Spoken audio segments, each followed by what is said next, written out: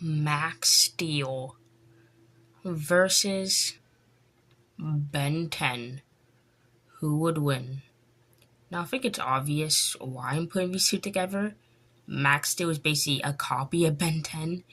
They have so much in common with their different modes and a whole lot of other stuff. But you might already be screaming Alien X Solos, which you would be correct. So I'm making two rules for this verse swap, or for this battle. One, no Alien X, obvious reasons. Two, no this guy. I forgot his name, but this guy doesn't count. He absorbs like infinite Big Bang size explosion on the Legier. Well, obviously not the Legier, but he can absorb like actual like high universal size explosions. So he'll just absorb any one of Max's punches. With him with cannon mode, he'll just absorb it. So I'm not counting him.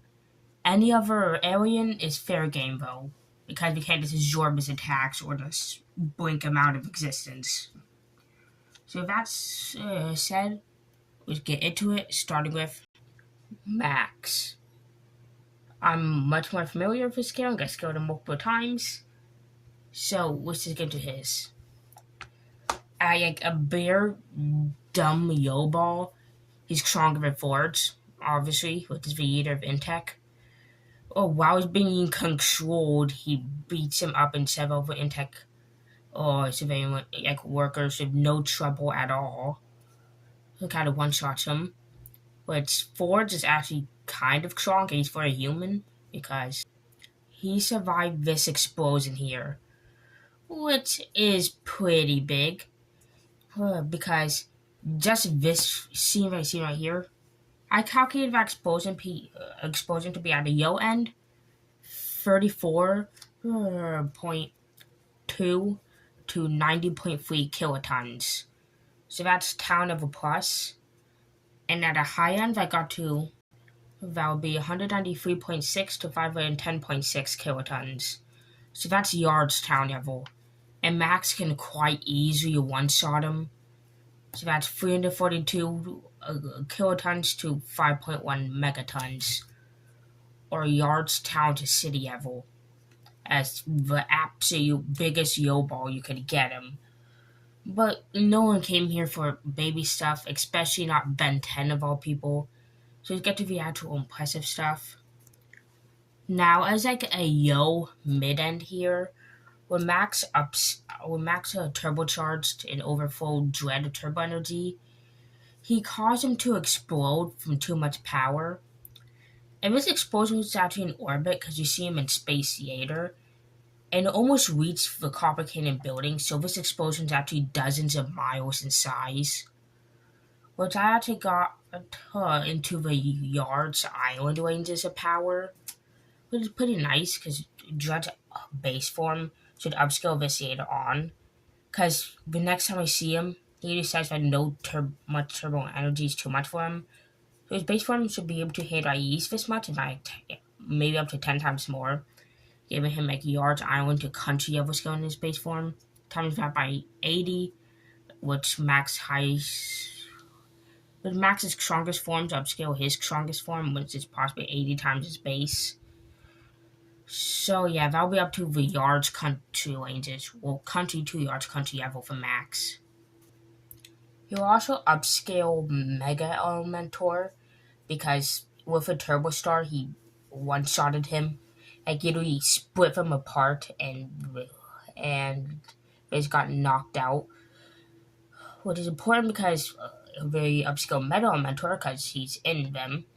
And Meta Elementor was safe for Machino to be able to conquer planets, even in his pre-Meta Elementor form, because he did it before.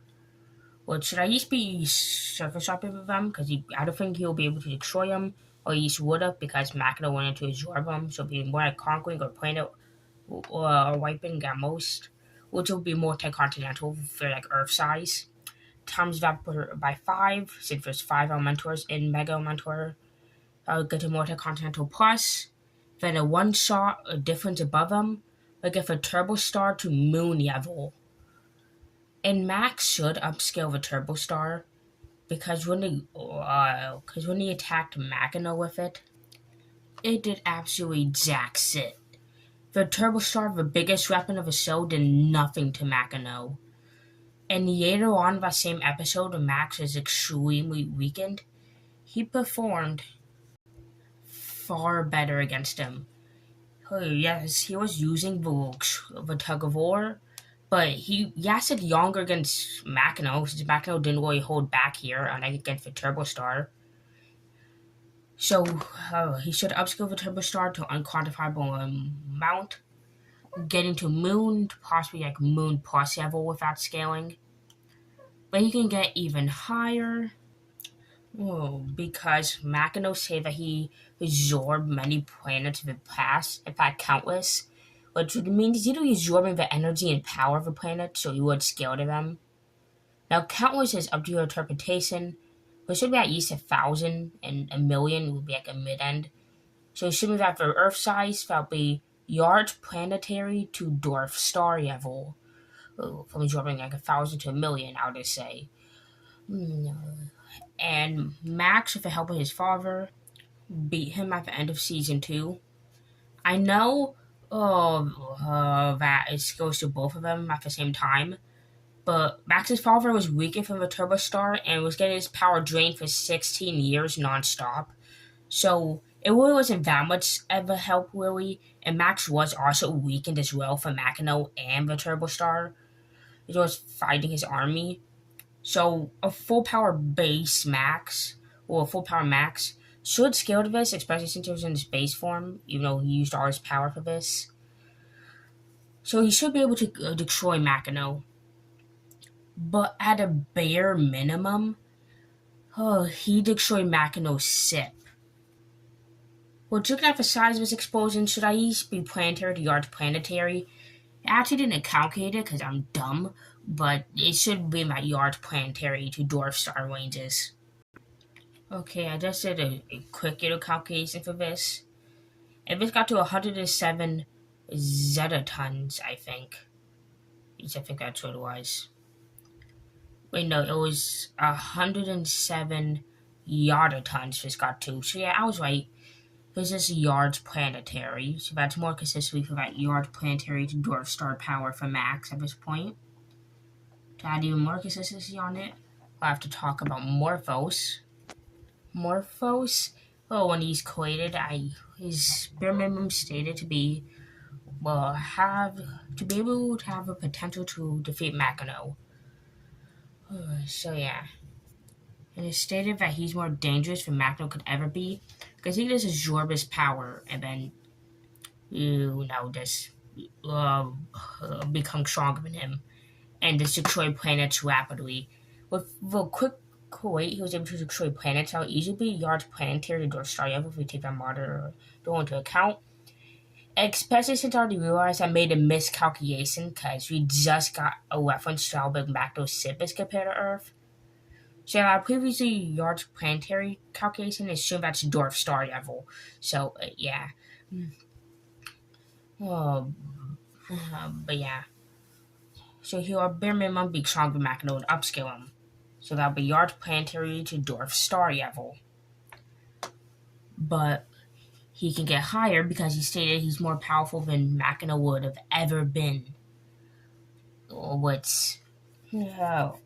was planning to absorb the entire universe, so when he absorbed every single planet, which there's a lot of. But we only know 5,000 planets in our galaxy. Obviously, there's more, but we don't know any others outside of our galaxy or any more in our galaxy. So that is get to the large planetary ranges. But of course, assuming that there's like millions of stuff, since there's millions, if not billions of galaxies, assuming that how there's already thousands in our own galaxy at least, that would easily put Morphos in that yard star ranges. But he can get higher. That's because Makino